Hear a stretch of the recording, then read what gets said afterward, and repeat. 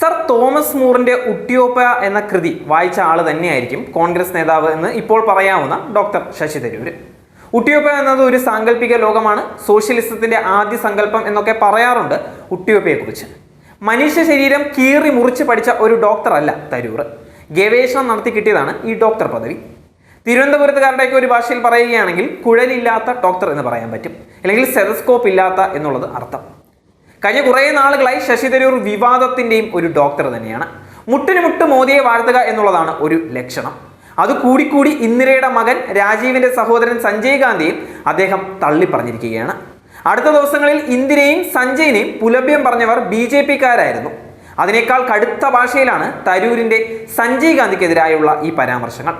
അച്ചടക്കങ്ങൾ ലംഘിക്കുന്നവർക്കെതിരെ ഖണ്ഡം പ്രയോഗിക്കുന്നതൊക്കെ ഖാർഗെ മുതൽ സണ്ണി ജോസഫ് വരെയുള്ളവർ പറയുമെങ്കിലും ശശി തരൂർ അതിനെല്ലാം പുല്ലുവില കൽപ്പിച്ച് അച്ചടക്കം ആവർത്തിച്ച് ലംഘിച്ചിരിക്കുകയാണ്. ഇതുവരെ നമ്മൾ കോൺഗ്രസിലൂടെ BJP-യിൽ എത്തുന്നവരെയാണ് കണ്ടുകൊണ്ടിട്ടുണ്ടായിരുന്നത്. എന്നാൽ ഇപ്പോൾ കോൺഗ്രസിനകത്തിരുന്ന് BJP-കാരനായി പ്രവർത്തിക്കുന്ന ഒരാളെ നമ്മൾ കണ്ടുകൊണ്ടേയിരിക്കുകയാണ്. അദ്ദേഹം മറ്റാരുമല്ല, നമ്മുടെ ഈ ശശി തരൂർ തന്നെയാണ്. മോദിയെ വിശ്വഗുരു എന്ന് പരിചയപ്പെടുത്തുമ്പോൾ ഇദ്ദേഹത്തെ ആഗോള മനുഷ്യനെന്ന് വിശേഷിപ്പിക്കുന്നതിലും ഒരു സാമ്യതയുണ്ട്. അതും ഉട്ടിയോപ്പയും തമ്മിൽ ബന്ധമെന്ത് എന്നാണ് ചോദ്യമെങ്കിൽ അതിലേക്കാണ് ഇനി വരാൻ പോകുന്നത്. 2026 ഉട്ടിയോപ്പയിൽ നടക്കുന്ന തെരഞ്ഞെടുപ്പിൽ മുഖ്യമന്ത്രി സ്ഥാനത്ത് കൂടുതൽ പേർ പ്രതീക്ഷിക്കുന്നത് ശശി തരൂരിനെ എന്നാണ് അദ്ദേഹം തന്നെ അവകാശപ്പെട്ടിരിക്കുന്നത്. വോട്ട് വൈബ് എന്ന ഓൺലൈൻ അഭിപ്രായ സർവേ ചാനലിന്റെ കണക്കെടുപ്പിലാണ് ഈ കണ്ടെത്തൽ വന്നിരിക്കുന്നത്. രസകരമായ കാര്യം മറ്റൊന്നുമല്ല, കേരളത്തിലെ 10,000 പേരെ ഫോണിൽ വിളിച്ച് ചോദിച്ചാണ് സർവേ നടത്തിയത് എന്നുള്ളതാണ്. 2026 ഏപ്രിൽ മെയ് മാസങ്ങളിലാണ് കേരള നിയമസഭയിലേക്ക് തെരഞ്ഞെടുപ്പ് നടക്കേണ്ടത്. അതിലെ മുഖ്യമന്ത്രിക്കായി തരൂരിനെ കണ്ടെത്തി എന്നുള്ള തമാശയാണ് അദ്ദേഹം തന്നെ പറഞ്ഞിരിക്കുന്നത്. 2.25 കോടിയിലധികമാണ് കേരളത്തിലെ വോട്ടർമാർ. ഏകദേശം ഒരു കണക്ക് അതാണ് വരുന്നത്. അതിൽ നിന്ന് 10,000 പേരെ കണ്ടെത്തി അഭിപ്രായ രൂപീകരണം നടത്തുക എന്നുള്ള ഒരു ഹെർക്കുലീസ് യത്നമാണ് വോട്ട് വൈബുകാർ നടത്തിയത്. എന്നിട്ട് കൂടുതൽ പേർ പറഞ്ഞ പേര് തരൂരിൻ്റെതാണ്. ഇതെല്ലാം കൊണ്ടാണ് അദ്ദേഹം ഉട്ടിയോപ്പയിലെ മുഖ്യമന്ത്രിയായി നമുക്ക് വിളിക്കേണ്ടി വരുന്നത് തന്നെ. കേരളത്തിന്റെ അടുത്ത മുഖ്യമന്ത്രി LDF-ൽ നിന്ന് ആരാണ് എന്നുള്ളതാണ് ജനങ്ങൾ ഇപ്പോൾ ആശങ്കപ്പെട്ടിരിക്കുന്നത്. അപ്പോഴാണ് ഇതുവരെ അധികം കേട്ടിട്ടില്ലാത്ത ഒരു സംഘടനയുടെ അഭിപ്രായ സർവേയും കൊണ്ട് തരൂരിന്റെ ഈ എഴുന്നള്ളത്തും. വ്യാജ വോട്ട്, വ്യാജ നോട്ട് എന്നൊക്കെ നമ്മളൊക്കെ കേട്ടിട്ടുണ്ട്. എന്നാൽ ഇത് വ്യാജ സർവേ ആണ് എന്ന് കോൺഗ്രസ്സുകാർ തന്നെ അടക്കം പറയുന്നുണ്ട്. സർവേ നടത്തിയ സംഘത്തിന്റെ പേര് കേൾക്കുമ്പോൾ അത് ശരിയല്ലേ എന്നാണ് തോന്നുകയും. വോട്ട് വൈബ് എന്ന പേര് നാമം ഒന്നും അധികം ആരും നമ്മൾ കേട്ടിട്ടില്ല. 20 ദിവസത്തിനിടെ 10ഓളം ബലാത്സംഗ വാർത്തകളാണ് ഒഡീഷയിൽ നിന്ന് എത്തുന്നത്. ആടുമേയ്ക്കാൻ പോയ യുവതിയെ, 7ാം ക്ലാസ് വിദ്യാർത്ഥിനിയെ, 17 വയസ്സുള്ള വിദ്യാർത്ഥിനിയെ, 31കാരായ കോളേജ് വിദ്യാർത്ഥിനിയെ എന്നിങ്ങനെ ബലാത്സംഗ വാർത്തകളാണ് അടുത്തിടെ എപ്പോഴും പുറത്തു വരുന്നത്. പലവിധ പോസ്റ്റുകളിലാണ് സംഘങ്ങൾ എന്ന് പൈങ്കിളി മാധ്യമങ്ങൾ പറയുന്നുമുണ്ട്.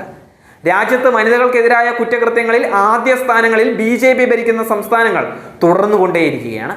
മധ്യപ്രദേശ്, ഉത്തർപ്രദേശ്, ഉത്തരാഖണ്ഡ് എന്നിങ്ങനെ പോകുന്നുണ്ട്. 1 വർഷം മുമ്പ് വരെ ഒഡീഷ ഭരിച്ചിരുന്നത് BJP മുഖ്യമന്ത്രി ആയിരുന്നില്ല. അതുകൊണ്ട് ആ പട്ടികയിലെ ആദ്യ സ്ഥാനങ്ങളിലെത്താൻ ഒഡീഷയ്ക്ക് സാധിച്ചിട്ടുമില്ലായിരുന്നു. മറ്റു കുറ്റകൃത്യങ്ങളിൽ ക്രിസ്തീയ വിശ്വാസികളെയും ദളിതരെയും ആക്രമിക്കുകയും കൊല്ലുകയും ഒക്കെ ചെയ്യുന്ന കാര്യത്തിൽ അവർ പിന്നിലല്ലായിരുന്നു. എന്നാൽ 2024 BJP അധികാരത്തിലെത്തിയതോടെ സ്ത്രീ പീഡനങ്ങളുടെ കാര്യത്തിൽ അവരുടെ തന്നെ ഭരണമുള്ള ഇതര സംസ്ഥാനങ്ങളോട് മത്സരിക്കുകയാണ് ഒഡീഷയും. എങ്കിലും പ്രസംഗം ബഹുജോറ് തന്നെയാണ്. മോദി അധികാരത്തിലെത്തിയതിനു ശേഷം സ്ത്രീ സുരക്ഷയും അധികാര പങ്കാളിത്തവും US-നോട് താരതമ്യപ്പെടുത്തിയാണ് തട്ടിവിടാറുള്ളത്. ബലാത്സംഗ വീരന്മാരെ ഗുസ്തി ഫെഡറേഷന്റെയും ഒക്കെ മേധാവിയായി പ്രതിഷ്ഠിച്ച് സ്ത്രീ സ്വാതന്ത്ര്യത്തെക്കുറിച്ച് പ്രസംഗിക്കുന്നവർ അപാര തൊലിക്കെട്ടിയുള്ളവരാണ് എന്ന് തന്നെ പറയേണ്ടി വരും. സാധാരണ പറയാറുള്ള മൃഗത്തിന്റെ പേരൊന്നും പോരാ ഇവിടെ നമുക്ക് പറയാം. BJP ഭരിക്കുന്ന സംസ്ഥാനങ്ങളിൽ ബലാത്സംഗ വീരന്മാർക്ക് ലിംഗോദാഹരണം കൂടുതലാണോ എന്നുള്ളതാണ് യഥാർത്ഥ സംശയം.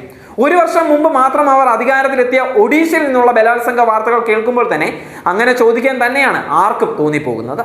കേന്ദ്രമന്ത്രിയായിരിക്കുമ്പോൾ നല്ല തമാശകൾ നൽകിയ ഒരു വ്യക്തിയാണ് V. മുരളീധരൻ, BJP-കാരൻ.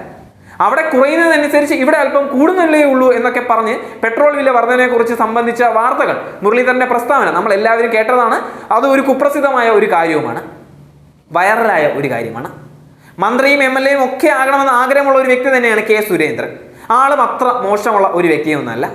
തോൽക്കാൻ 2 സീറ്റിലൊക്കെ മത്സരിക്കുന്ന സുരേന്ദ്രൻ പറഞ്ഞതനുസരിച്ച് പെട്രോളും ഡീസലും 50 രൂപയ്ക്ക് കിട്ടിയതോടെ നമ്മൾ എല്ലാവരും അതീവ സന്തുഷ്ടരാണ്. കേരളത്തിലെ ജനങ്ങൾ അതീവ സന്തുഷ്ടരാണെന്ന് തന്നെ പറയേണ്ടി വരും. പിടിച്ചതിനേക്കാൾ വലുതായിരുന്നു മാളത്തിലുള്ള ആള് എന്നാണ് നമുക്ക് മനസ്സിലാവുന്നത് രാജീവ് ചന്ദ്രശേഖർ BJP അധ്യക്ഷനായതോടെ. അദ്ദേഹത്തിന് ഇപ്പോഴത്തെ പ്രസംഗങ്ങൾ വാങ്ങിച്ച് ഭാവി തലമുറ ഊറിച്ചിരിക്കും എന്നുള്ള കാര്യത്തിൽ ആർക്കും ഒരു സംശയവും വേണ്ട. എന്തായാലും ഇപ്പോഴത്തെ വിഷയം റിയാസിനെ പിടിക്കാനിറങ്ങി സ്വയം കുഴിയിൽ വീണ BJP നേതാക്കളുടെ ചളുങ്ങിയ മുഖം കാണുമ്പോൾ നല്ല രസമുണ്ട് എന്നുള്ളത് തന്നെയാണ്. ചോദ്യങ്ങൾക്ക് ഉത്തരമായി ബബ്ബ പറയുന്നത് കാണുമ്പോൾ അതിനൊരു പ്രത്യേക ഭംഗി തന്നെയാണുള്ളത്.